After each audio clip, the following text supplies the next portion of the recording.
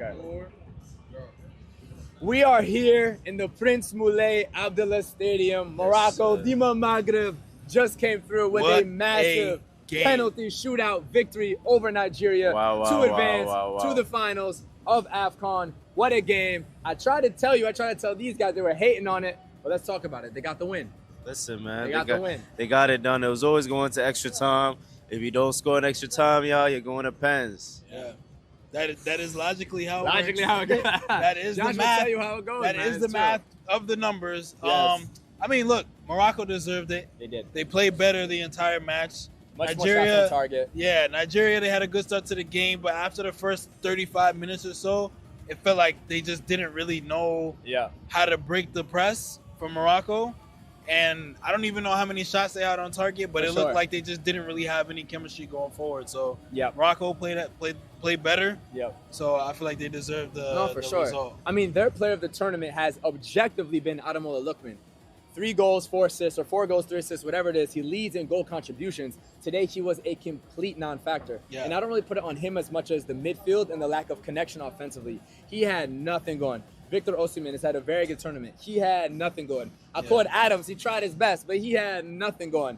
And honestly, the biggest bright spots I thought was Calvin Bassey in defense for Nigeria. He saved shot after shot, last-ditch tackle. Iwobi was pretty composed in midfield, but offensively for Nigeria, I really saw nothing going.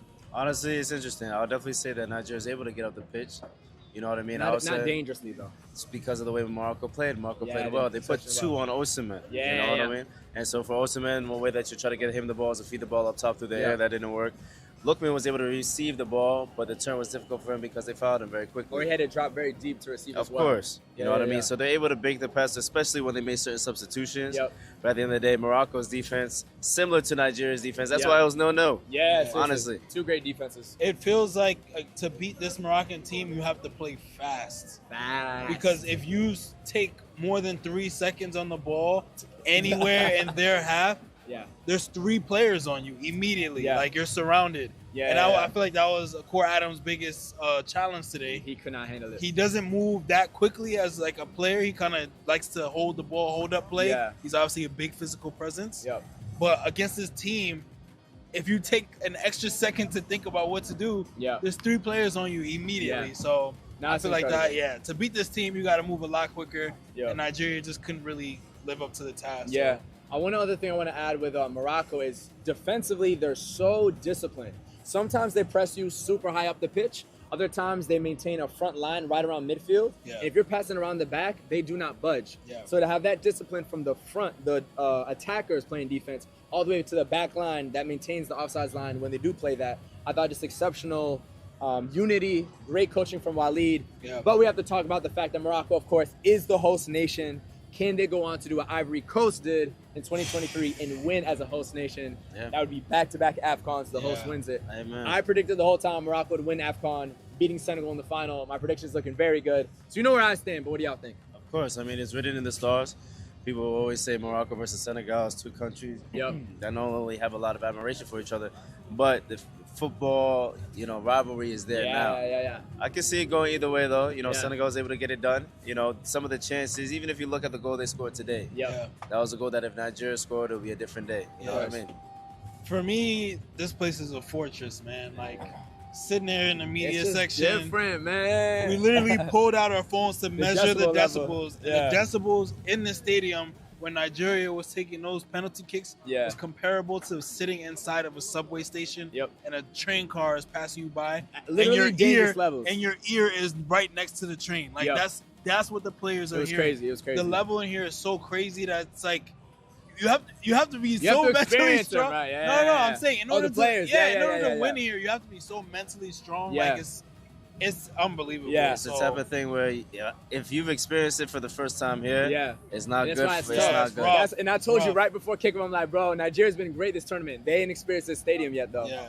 100%. So Senegal, the 12th man for real. Senegal will be facing the 12th man next, so we do have to talk about them. A very big, decisive 1-0 victory over Egypt. Sadio Mané beat his former teammate, Mohamed Salah, once again in AFCON as he did in the 2021 final. Yeah. And a really nice goal as well from him in the second half to get the victory for the Teranga Lions. Yeah, man. I mean, he took his chances, you know. In general, Senegal within the last 2 games have had a lot of shots outside the box. Yep. That's something Morocco can't let happen if they want to win it. Yeah. And when you shoot from distance, it opens up the defense as well. So that's going to be a big thing. Papa Way scored a nice goal from outside the box as well. Yeah. No, I mean, shout out to Sadio, Uncle Sadio. Yep. It shows that his reaction time is still there. Obviously, it wasn't like that goal was some sort of like super build-up, beat 2 men or like on a break. It was like the ball just popped to him at the perfect time. Reaction. That right there is from years of playing football. It is. You don't even think about what you're doing. You just put a foot to it and hope that it goes in. So shout out to Sadio. Shout out to Senegal. Congratulations on making it to the final. Yep. This is literally, like you said, it's the final that everybody was talking about this entire time. All the Moroccans that we talk to, when we talk about them potentially facing Senegal, they're like, hey, that's the one team we would be happy for. So even as a neutral person, I'm like, agreed. I'm ready for a good final. Yeah. That's it. And, I mean, what do we think legacy-wise this means for Sadio Mané over Salah? We talked about in our last live stream at the beautiful Riyadh was, can you be that level of an African legend if you don't win AFCON? Salah missed what is likely his last chance at AFCON. Sadio Mané is now looking to get his second. He already has that trophy. They played together at the club level, won everything. So what does this mean for their legacies? Is it that deep? Is it not? I mean, if they keep the 2-year for AFCON and they don't shift to a 4-year. Because there's 2028 Kenya. I don't think this necessarily has to be Salah's last. It doesn't have to be, but it very much could be. Similar to Riyad Mahrez we saw. It won't be his team in the same way. And it definitely won't be his team in the same way. It won't be his team in the same way, but I think he still has a chance to win AFCON. Yeah. But we're getting past his prime.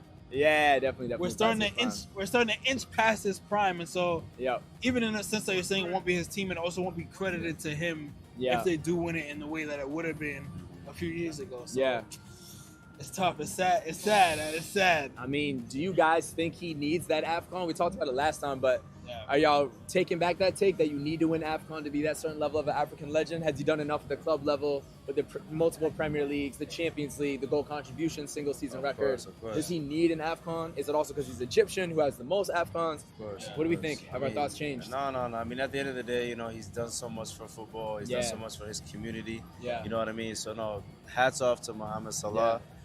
At the end of the day, too, you always want to be able to give back to your community where you're truly from. You know what I mean? It's different when you're wearing the 10 for your country. That's something you looked up to, and that's honestly sometimes players, they'll honestly tell you that's all they really want to accomplish. You know what I mean? Ask Mané right now how he's feeling. He's feeling very good, very good. No, I feel like I stand by what I said about have to win AFCON.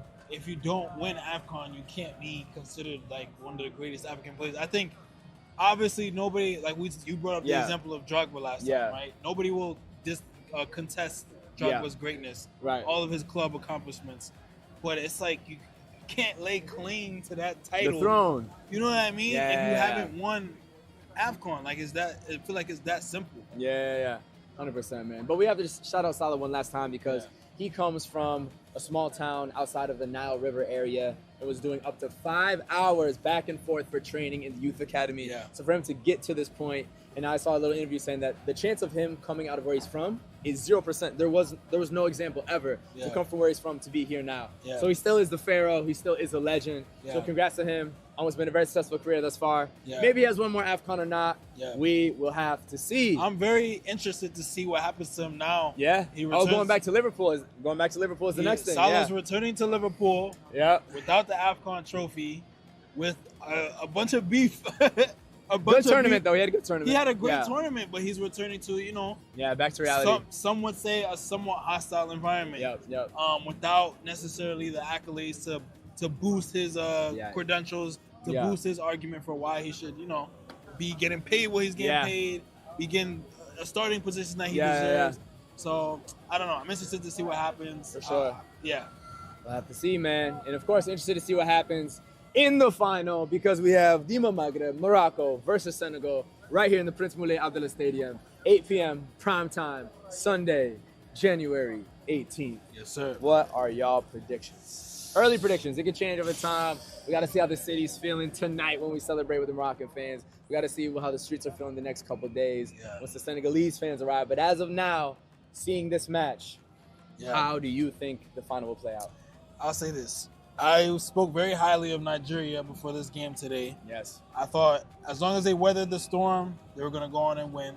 They kind of weathered it, but I feel like, honestly, that Cameroon game was a turning point for Morocco. Of course, man. Like, when they went up against higher competition than they've been playing, they turned up the level up a notch. Yep. And even today, again, they turned the level up one more notch. Yes. And I feel like at this point, they're really just rising to the occasion, game after game after game. So every time I have a sliver of doubt about this Moroccan team, they prove me wrong. And even the confidence of the coach to pull off Brahim Diaz at the end kind of shows the trust that he has in the team. Because he was like, you know what I mean? It was kind of that mentality that I can take my best player off, we'll be fine. Yep. And they were. They went on and won. So being in the stadium, experiencing that 12th man, I don't think anybody's beating Morocco here. And by the way, if I'm not mistaken, the only goal scored in this stadium by an opposition was a Mali penalty in the second match of group stage. Yeah. They have not conceded in the knockouts at all and did not concede to Comoros or to Zambia. So defensively, they've been insane. They have not conceded from open play. Yeah. That's unbelievable. That's insane. And I don't know if Senegal is going to score, to be honest. It could be another 1-0, might be penalties. Because it's not like I'm going with Morocco. Because it's not like Senegal has been dropping goals on everybody not a either. ton. Not a ton. What I mean? So, yeah. What do you think? No, of Mr. course. West Africa. No, of course. I mean, listen, I'm supporting definitely a good game, first off. Yeah. Realistically speaking, finals could be very low scoring. Yeah. Like, it's not, I don't expect the winning team to have a blowout. At the same time, too, as you mentioned, there's only been, one goal, and it's not from open play. Yep, At the same time, that means that, listen, if they're down with their backs against the wall, they don't know what it's like. They've never, so that's the thing. They have not have been behind any match. I was thinking about that today, too. You were saying about if Nigeria scores first. Morocco has led at all times or been tied. Of course. So that's the thing. If Senegal is able to put 1, 2, a set piece falls in, a mistake happens. It's true. We'll see how the crowd gets around them in that way. Because, you can't focus on Senegal too much then. Yeah. Honestly, I see it going to pens again. I don't think Senegal... You want to win the game, but sometimes you don't want to lose more. Yeah. We'll have to see. And then penalties, it could go anyway. Yeah. Absolutely. I mean, I'll say, too, even talking about the 12th man again. Yeah. Senegal is pulling up with the 12th man as well. A little bit. You can't bring too many. They can't bring too many. But they're going to be dancing. So the away section was right there, the Nigerians. Exactly. That's going to be Senegal, I think. Exactly. Yeah. If you've been following along AFCON this entire time, Senegal comes to every game with a group of Senegalese fans from all around the diaspora. Yep. Pull up in the red, green, and yellow and literally dance for the entire match. Drums going, synchronized dancing. So that's going to be a different vibe because we haven't seen a fan base come in here and try to disrupt the Morocco fans in a meaningful way. So we'll see how that goes as well. We'll have to see how that goes. But guys, we got to get to the streets. We got to go outside and celebrate with the Moroccan fans. Dima Maghreb, Yalla Yalla, Wa Hassan. It has been a pleasure to be here. And we'll talk to y'all very soon. And please stay tuned for the videos that are about to happen tonight because we're outside with the Moroccans for real. Yeah. It's going to be absolutely beautiful. Once again, beIN Sports USA, you can watch AFCON exclusively on. And be sure to tune in with us for live streams after the match days as well on YouTube and Facebook. Talk to y'all very soon. Have a good night. We'll see y'all outside. Peace.